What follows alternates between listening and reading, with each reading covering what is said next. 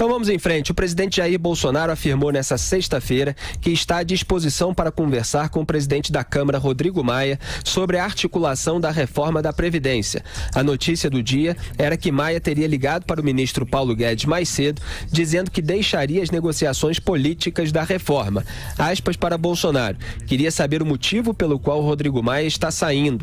Estou aberto a diálogo. Qual o motivo? Eu não dei motivo para ele sair. Fecho aspas. Questionado sobre como tentaria convencê-lo a voltar, o presidente comparou a relação com o líder da Câmara a um namoro. Aspas novamente para Bolsonaro. Só conversando. Você nunca teve uma namorada? E quando ela quis ir embora, o que você fez para ela voltar? Não conversou? Estou à disposição para conversar com o Rodrigo Maia sem problema nenhum. Fecho aspas. Bolsonaro sempre com essas analogias a relações conjugais. Mais cedo, em meio a ameaças de Maia de abandonar a articulação da reforma da Previdência, o senador Flávio Bolsonaro saiu em defesa do deputado. Havia sido a primeira manifestação pública de um integrante da família Bolsonaro em sinal de apoio a Rodrigo Maia. As notícias sobre o presidente da Câmara repercutiram na Bolsa. O índice fechou o pregão dessa sexta-feira em forte queda de 3,10% aos 93.735 pontos e o dólar subiu 2,65%, atingindo o maior valor em 2009, cotado a R$ 3,90. José Maria Trindade, que treta é essa que está surgindo por aí e até que ponto ela pode atrapalhar a tramitação da reforma?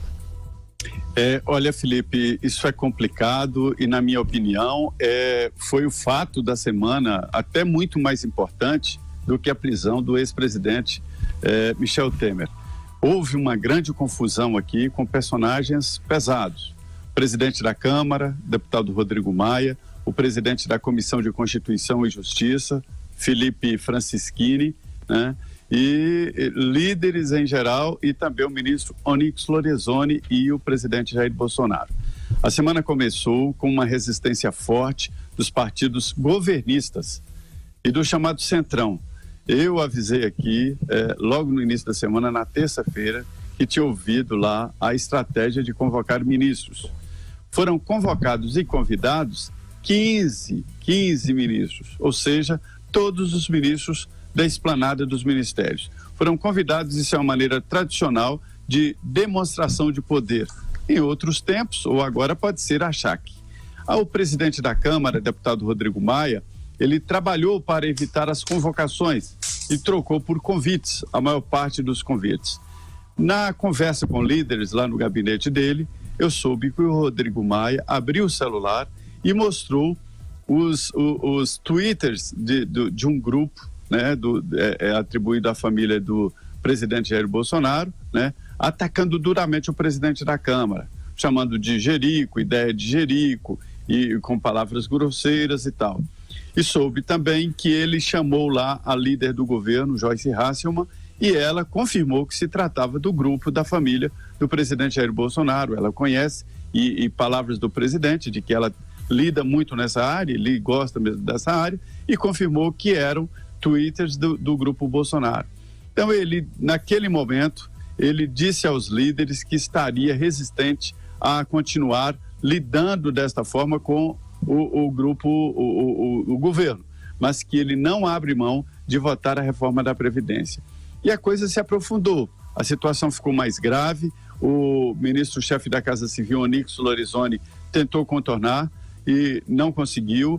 Hoje o presidente da Câmara ligou para o ministro da Economia, Paulo Guedes, e disse que não iria mais participar da coordenação, que iria ser defensor da reforma da Previdência, porque ele ideologicamente defende, mas que quando o governo entender que há número de votos, avisa para ele que ele coloque em votação. Se continuar assim, seria uma perda muito grande para um projeto importantíssimo, que é a reforma da Previdência, e eu diria que é fundamental para o governo Jair Bolsonaro. Se não aprovar a reforma da Previdência, estará com pelo menos um ano perdido aí, sem saber o que fazer.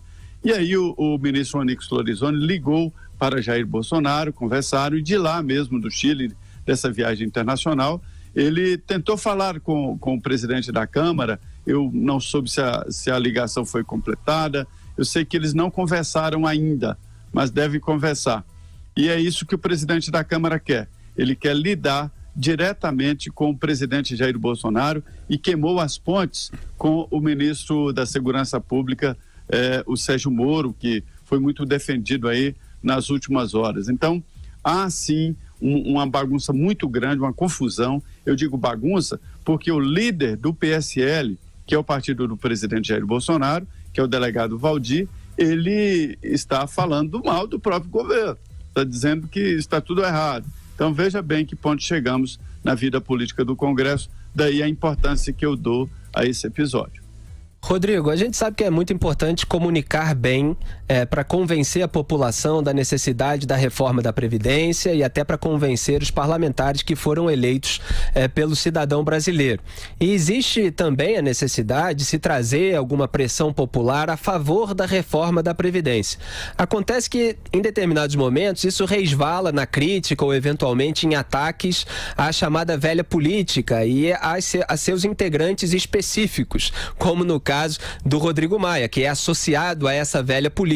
E aí esses parlamentares e alguns poderosos, como o próprio Rodrigo, ficam irritados com essas críticas, principalmente quando elas vêm de aliados ali do governo Bolsonaro ou da família. E aí fica essa questão estratégica, né? Qual é o melhor posicionamento nesse momento para as pessoas interessadas no avanço desse projeto?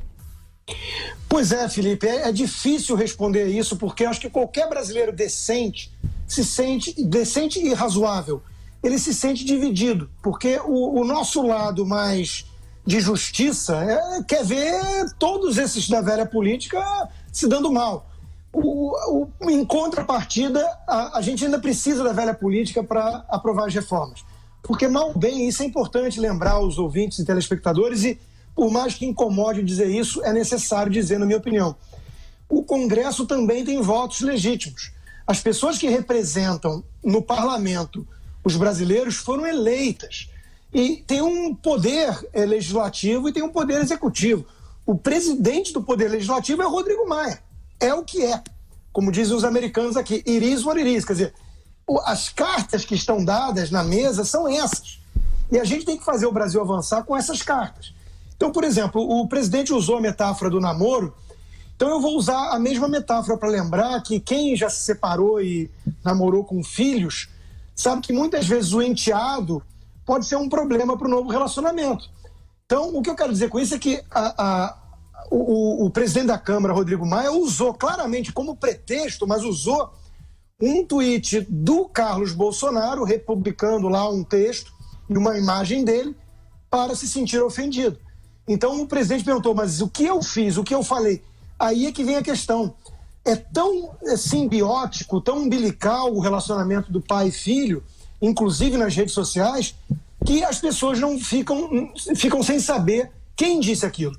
Foi o Carlos isolado ou foi o Carlos com a chancela do pai? Isso é importante para os parlamentares entenderem, para saber até onde vai esse grau de fervor mais revolucionário ou purista. Porque, veja, nós estamos falando de pessoas da base do governo que se manifestaram hoje. Um você já citou, o Flávio Bolsonaro, o outro filho do presidente.